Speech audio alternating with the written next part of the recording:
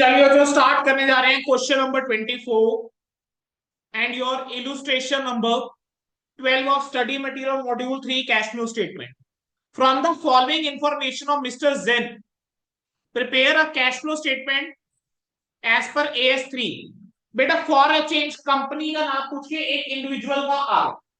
Company के case में क्या होता है, शेयर कैपिटल होता है, और इंडिविजुअल के केस में क्या होता है, कैपिटल होता है। चलो before we start the question, अगर मैं आपसे एक चीज पूछूं, वो how is capital impacted in case of an individual, क्या मैं ऐसा कह सकता हूं कि सर अगर मैं ओपनिंग कैपिटल हूं, ओपनिंग कैपिटल के अंदर मैं ऐड कर दूं एडिशनल कैपिटल, इसमें से लेस कर दूं मैं ड्रॉइंग्स, इसमें ऐड कर दें बेटा हम प्रॉफिट, और अगर लॉस है लेस कर दें, तो मेरे पास क्लोजिंग कैपिटल आ जाएगी, राइट। अब यहां पर जरा ध्यान देना, आपको क्वेश्चन के अंदर जेन की कैपिटल गिवन थी ओपनिंग 10 लाख रुपए, क्लोजिंग कैपिटल गिवन है 12,24,000 रुपए की, और वो आपको क्वेश्चन की लास्ट लाइन में देख के चल रहा है कि नेट प्रॉफिट जो है वो 3,60,000 रुपए का था। तो 3,60,000 रुपए का अगर प्रॉफिट है, ठीक है, तो बेटा ऑब्वियस ये बात है कि अगर 3,60,000 रुपए का प्रॉफिट है, क्या क्वेश्चन के अंदर चेक करो क्या कोई एडिशनल कैपिटल गिवन है क्या, या कोई स्पेसिफिकली ड्रॉइंग्स गिवन है क्या।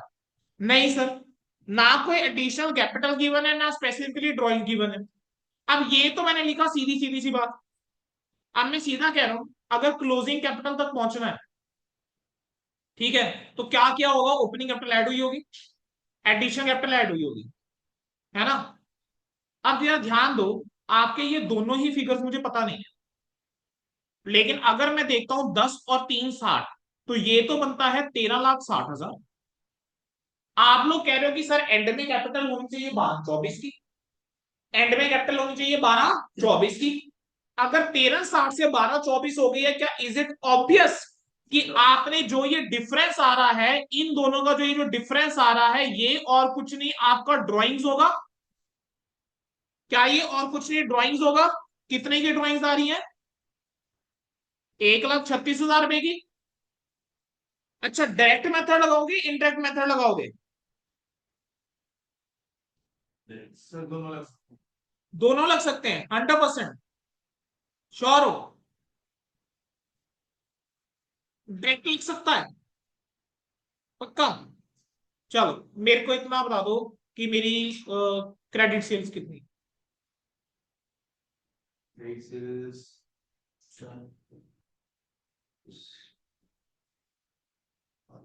कहाँ डाटा गिवन है। अच्छा डेटर से कितना पैसा आया, चलो ये बता दो। पेबल्स को इतना, ट्रेडेबल्स को इतना दिया था।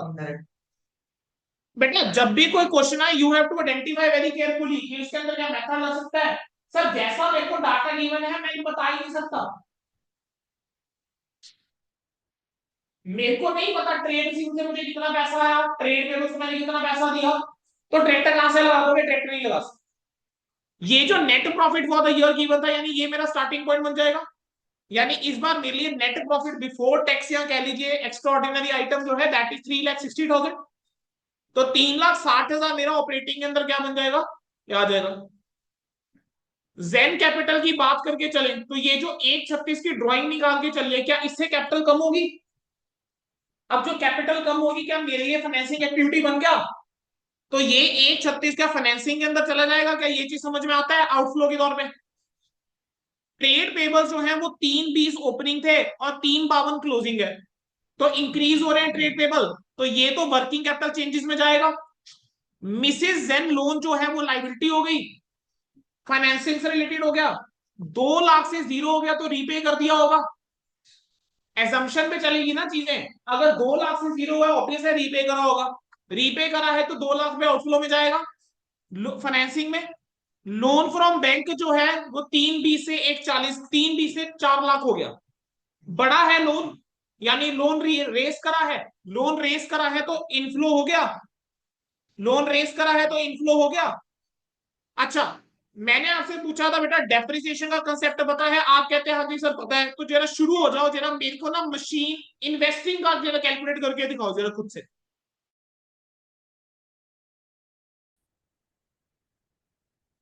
इन्वेस्टिंग का बेटा अगर हम बात करके चले, तो इन्वेस्टिंग के अंदर आपने निकाल के दिखाना है जरा। ठीक है, एक बार जरा लैंड को देखो, 6 लाख से 880 हुआ, और इसके बारे में कोई और इंफॉर्मेशन नहीं है। और इतना हम जानते हैं कि लैंड जो होती है वो नॉन डेप्रिसिएबल होती है।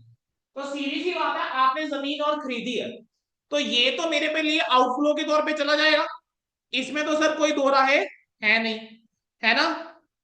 अब अच्छा अगला मुझे बताओ, इसके बाद क्या होगा। प्लांट एंड मशीनरी आपको नेट ब्लॉक गिवन है। प्लांट एंड मशीनरी बेटा आपको कैसे गिवन है, नेट ब्लॉक गिवन है, और 640 और 440 गिवन है, मींस कम हुआ है।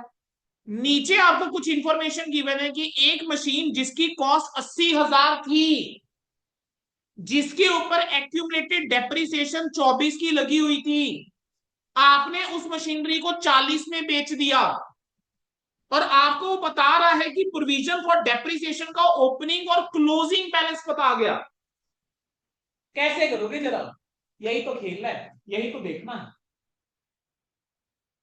इस क्वेश्चन में बेटा मैं आपको बता रहा हूं, कोई क्वेश्चन डिफिकल्ट नहीं होता, हर क्वेश्चन के अंदर छोटा मोटा कुछ ना कुछ पॉइंट होता है। इस क्वेश्चन के अंदर दिस वाज द पहला पॉइंट जो था वो था ड्राइंग्स का, और दूसरा पॉइंट जो है ये प्लांट और मशीनरी से रिलेटेड। प्लांट और मशीनरी बिल्कुल नेट गिवन है, नेट का मतलब क्या होता है, ग्रॉस माइनस डेप्रिसिएशन, लेकिन नीचे आपको एक्टिविटी पोजीशन के बैलेंस लेके चल रहा है। तो अगर यहां पर मुझे अगर मान लो सही चीज चाहिए, तो क्या मैं एक काम करूं, क्या मैं प्लांट एंड मशीनरी का अकाउंट एट कॉस्ट बना लूं, क्योंकि सर इतना मैं जानता हूं कि अगर प्रोविजन फॉर डेप्रिसिएशन अकाउंट होता है तो प्लांट एंड मशीनरी हमेशा कॉस्ट के ऊपर आती है। अगर मेरे प्रोविजन फॉर डेप्रिसिएशन का बैलेंस अवेलेबल है, वो भी ओपनिंग और क्लोजिंग भी, तो मेरे लिए बड़ा कन्वीनियंट हो जाएगा अगर प्लांट एंड मशीनरी का अकाउंट बना लूं, लेकिन इसको नेट पे ना बनाकर मैं इसको किस पे बना के चलूं, कॉस्ट के ऊपर। तो वर्किंग नोट के नाम पे अगर बेटा मैं चलूं, तो आई कैन से सबसे पहले बेटा मैंने बनाया प्लांट एंड मशीनरी का अकाउंट, लेकिन ये मेरा प्लांट और मशीनरी का अकाउंट जो बनेगा वो मैं बनाऊंगा एट कॉस्ट। ठीक है, और दूसरी तरफ मैं बना के चलूंगा प्रोविजन फॉर डेप्रिसिएशन, या कह लीजिए एक्यूमुलेटेड डेप्रिसिएशन अकाउंट। शुरू करें। अब प्रोविजन, अब सबसे पहले बेटा देखो, एक्यूमुलेटेड डेप्रिसिएशन का बैलेंस था ओपनिंग 2 लाख रुपए, तो मेरा ये आ जाएगा bye balance brought down 2 lakh रुपए। क्या ये बात सबको समझ में आती है बेटा। मेरा क्लोजिंग बैलेंस है 320 का, तो यहां पर मैं लिख दूं टू बैलेंस कैरी डाउन 320। क्या ये बात भी सबको समझ में आती है। सर प्लांट एंड मशीनरी का नेट ब्लॉक ओपनिंग बैलेंस है 640। सर अगर मेरे को कॉस्ट पे लेकर जाना है तो मुझे 2 लाख की डेप्रिसिएशन ऐड करनी पड़ेगी। ठीक है, यही हुआ ना इसका मतलब। तो मेरा टू बैलेंस ब्रॉट डाउन जो है बेटा वो कितना आना चाहिए, सर देखो 640 तो नेट था, ड्यूरिंग आपका इस डेट तक 2 लाख रुपए की डेप्रिसिएशन लगी हुई थी, तो कॉस्ट जो है यानी इसकी 8,40,000 रही होगी। सिमिलरली क्लोजिंग की बात करके चले, तो क्लोजिंग के अंदर by balance carry down, sir 4,40,000 रुपए का आपका एसेट था, लेकिन 3,20,000 रुपए की बेटा आपकी कॉस्ट भी तो लगी, डेप्रिसिएशन भी तो थी उसके ऊपर। ठीक है, तो 440 और 320 कितना हो गया, 7,60,000। अब आते हैं, शुरू करते हैं चीजों को।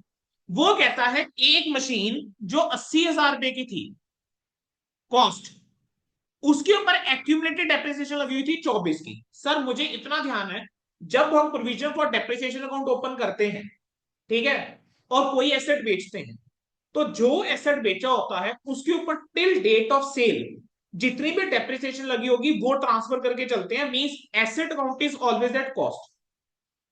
मैं तब तक इसके अंदर डेप्रिसिएशन ट्रांसफर नहीं करता हूं जब तक मैं बेचूंगा।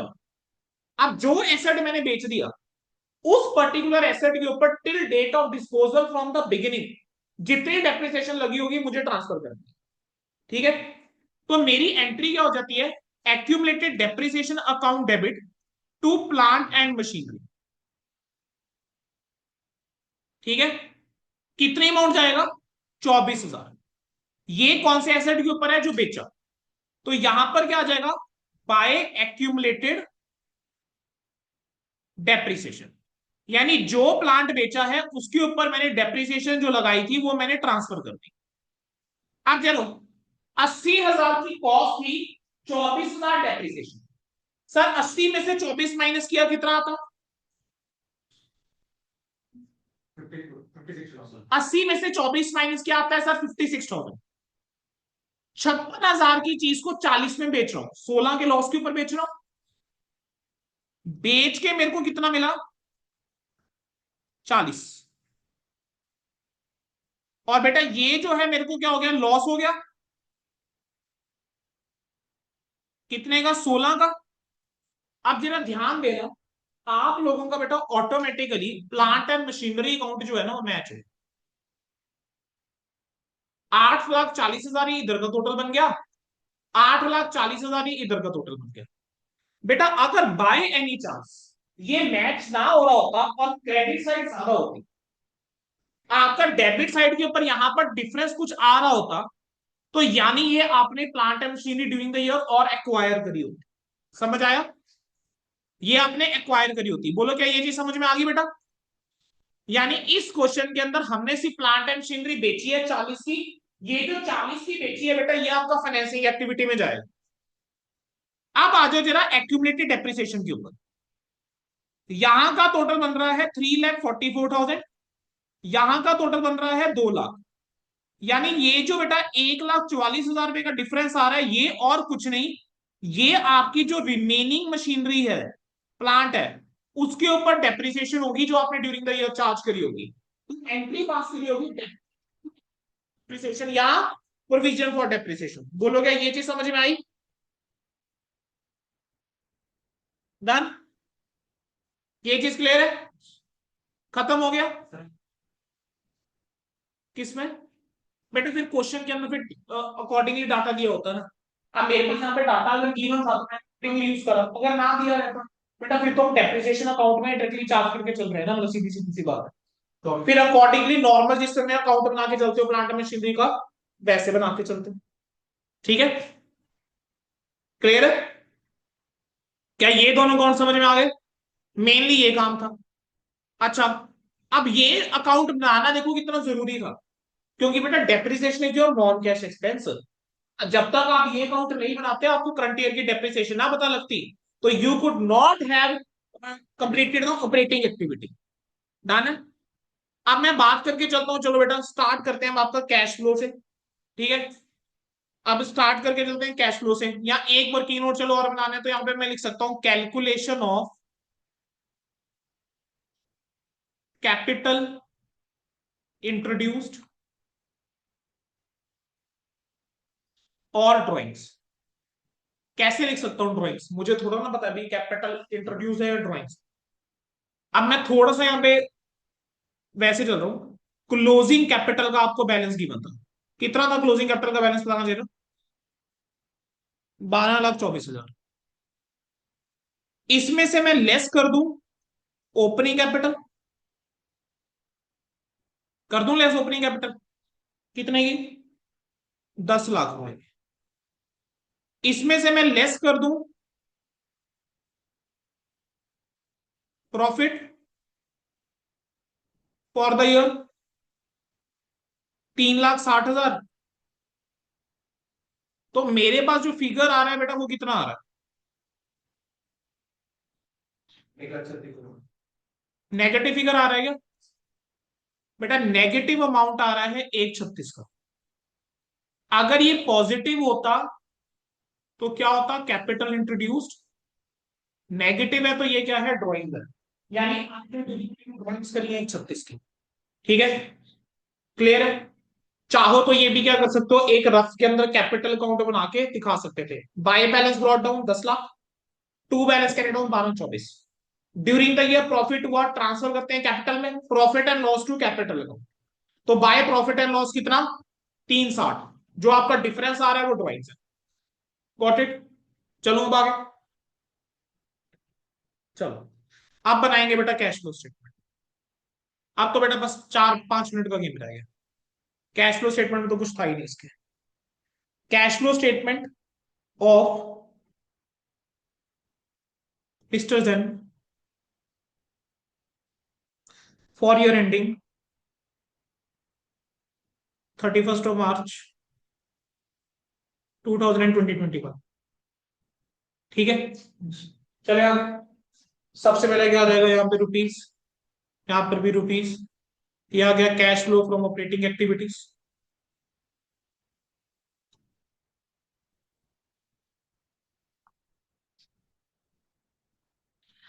सबसे पहले क्या आएगा बताओ जरा, नेट प्रॉफिट से स्टार्ट करके चलोगे।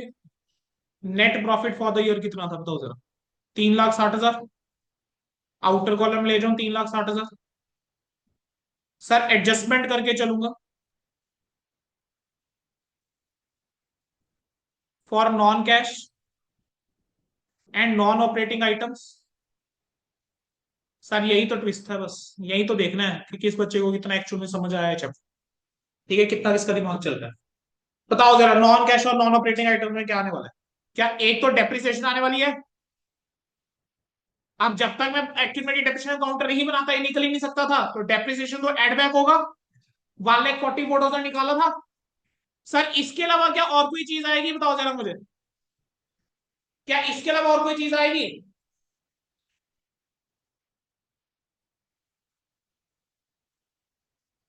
सोच लो अच्छे से, आराम से क्वेश्चन रीड कर लो, फिर बताओ मुझे।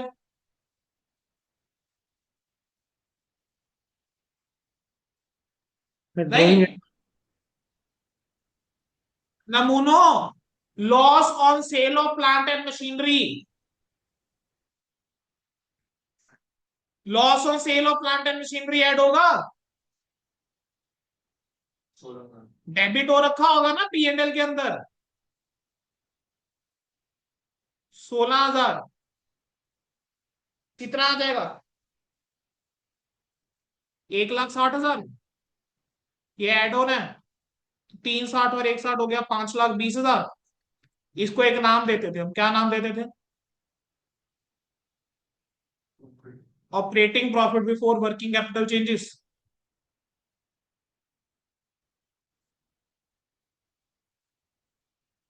चलो आगे, आप जरा वर्किंग कैपिटल की तरफ देख लें। आओ जरा। सर ट्रेड पेबल्स 3,20 से 3,52 इंक्रीज हुए हैं 32,000 से, ऐड होने वाला है। इन्वेंट्रीज 280 से 2 लाख हुई है, 80,000 से कम हुई है, ऐड होने वाला है। इनवर्स रिलेशनशिप, ट्रेड रिसीवेबल जो है 240 से 4 लाख बड़े हैं, लेस होने वाले हैं। तो 3 आइटम्स मेरे पास आ जाएगी। चलो बताओ जरा, सबसे पहले ऐड वाली items. Decrease in current assets,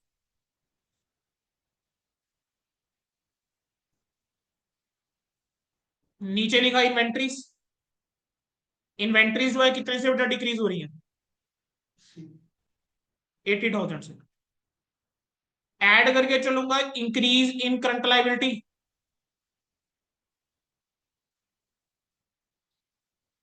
current liabilities में क्या इंक्रीज हो रहा था, ट्रेड पेबल्स। कितने से इंक्रीज होता है ट्रेड पेबल्स, 32,000 से। हाँ जी, अरे भाई कहाँ रहा, तो बढ़िया। Decrease in current assets. कुछ मिस नहीं होगा बच्चे। हाँ आप चाहो तो पहले करंट एसेट्स निपटा दो सारे, फिर करंट लाइबिलिटी उठा दो, कोई दिक्कत नहीं है। ठीक है, मैं हमेशा इस तरीके से करता हूँ कि पहले दोनों आइटम्स ऐड वाली फिर लेस वाली। ट्रेड रिसीवेबल के अंदर बेटा कितना, 1,60,000 इंक्रीज हुआ था ना ये, increase in current assets. Done. चलो जरा इनका इंपैक्ट बताओ। सर 80-32 एक बार में से 60 गए, 48, 48,000 नेगेटिव। 5,20,000 में से 48,000 गया, बोलो कितना आ रहा है। अरे भाई 4 लाख खतरनाक है भाई, 4,72,000। सर क्वेश्चन के अंदर कोई इनकम टैक्स पेड नहीं गिवन, तो सीधी सी बात है यही मेरा कैश जनरेटेड फ्रॉम ऑपरेशंस है। यही मेरा net cash flow from operating activity है, तो I can directly right net cash flow from operating activity. ठीक है।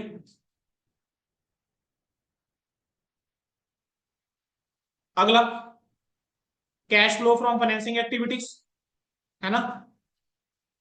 Investing. Investing, cash flow from investing activities. बोलो जी, इसमें क्या आने वाला है। सर इसमें तो सिंपल सी चीज थी। सर एक आपने प्लांट जो है वो बेचा था, ठीक है, तो लिखूंगा proceeds from sale of plant या डिस्पोजल ऑफ प्लांट। बोलो बेटा प्लांट को बेच के कितना पैसा आया तुम।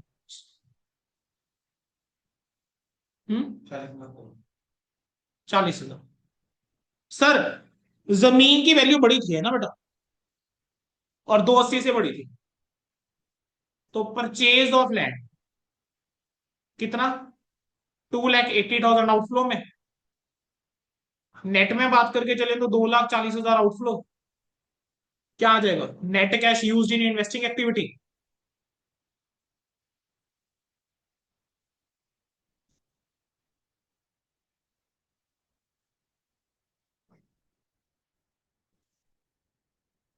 चलिए अगला,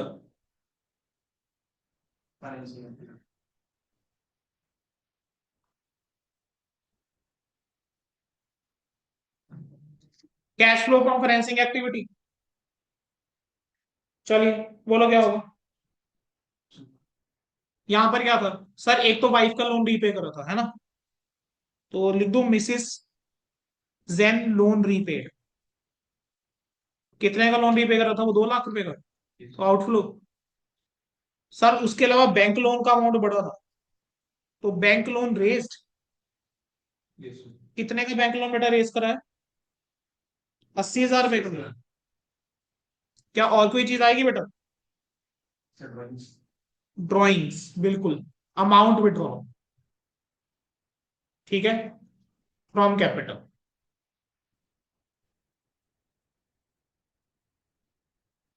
ये आइटम बेटा काफी बच्चे मिस कर जाते हैं। 136, बोलो कितना।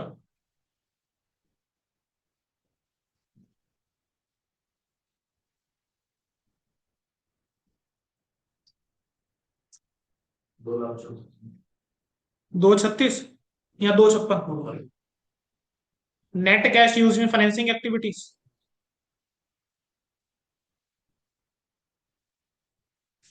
तीनों का टोटल 256 प्लस 24, 280, 280 और 472, 480 और 280, 2 लाख। ये आपका आ जाएगा 1 लाख। 24,000। अच्छा वो 240 है, 496, 496 और 470, 24,000, ठीक है जी। 24,000 डिक्रीज, यही हुआ है क्या, net decrease in cash and cash equivalents.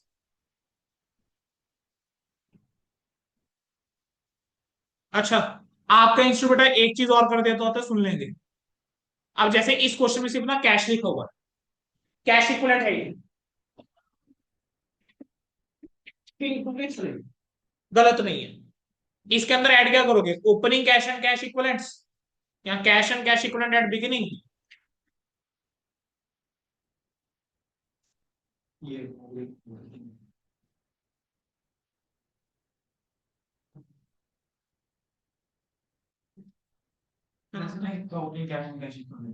हाँ हाँ लिख सकते हो बिल्कुल, कोई दिक्कत नहीं है।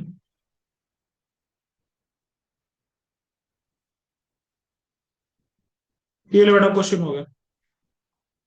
क्या मुश्किल क्वेश्चन था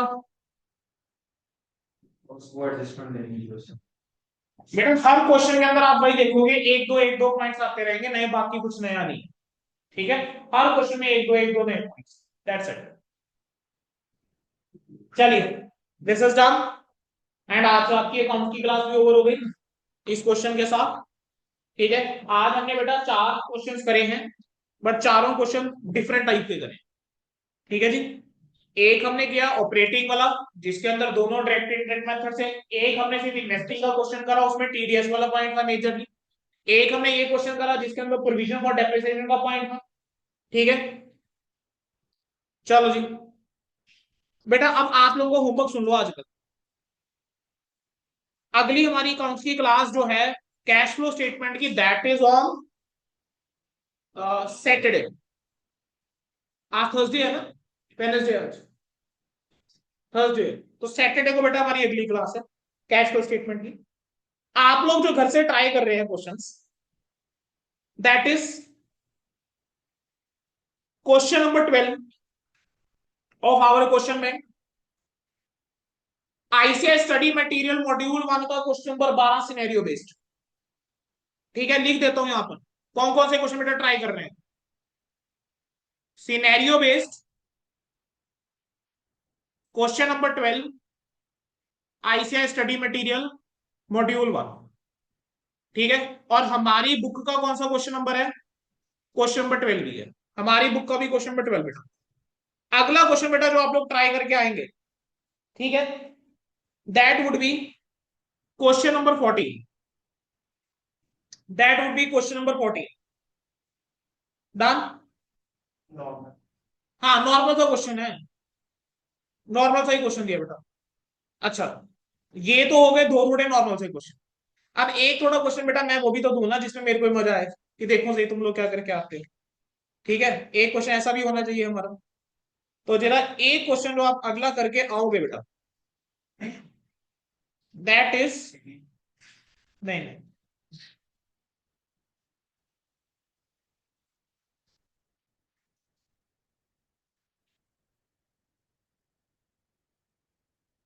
प्लीज बेटा इतनी ईमानदारी रखना, आप लोगों ने बुक से सोल्यूशन नहीं देखना, क्योंकि अगर बुक से सोल्यूशन देख लिया तो फिर पर्पस हमारा डिफीट हो जाएगा। ठीक है, क्वेश्चन नंबर 14। अच्छा, क्वेश्चन नंबर 14 है कौन सा, आपके आईसीआई के स्टडी मटेरियल की अगर हम बात करके चले, so this is your ICI के स्टडी मटेरियल के रेफरेंस से भी बता देना बेटा। This is your illustration number 2 of study material module 3।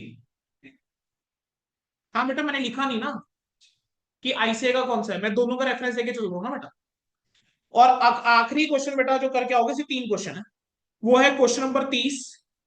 This is your practical question या scenario based question 11 of study material module 3।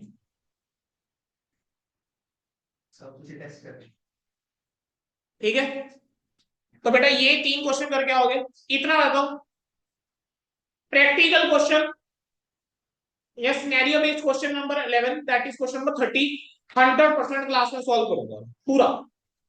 जो आपके बाकी 2 क्वेश्चन है, अगर उसके अंदर डाउट होगा तब हम उसको सॉल्व करेंगे, अगर उसके अंदर डाउट नहीं होगा we will just copy paste the answer of ICI, but उससे पहले रफली एक बार समझा दो। ठीक है, तो बेटा आज की क्लास में थैंक यू।